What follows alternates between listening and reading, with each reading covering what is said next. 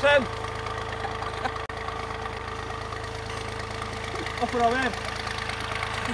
Ja, der, ja. Du må se bak hele tiden, drit ikke foran i en traktor. Hei!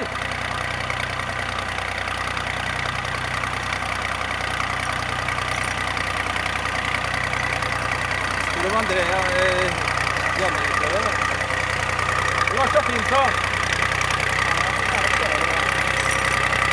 Jeg tar det rolig og gjør 1 ting av gangen, så går det greit.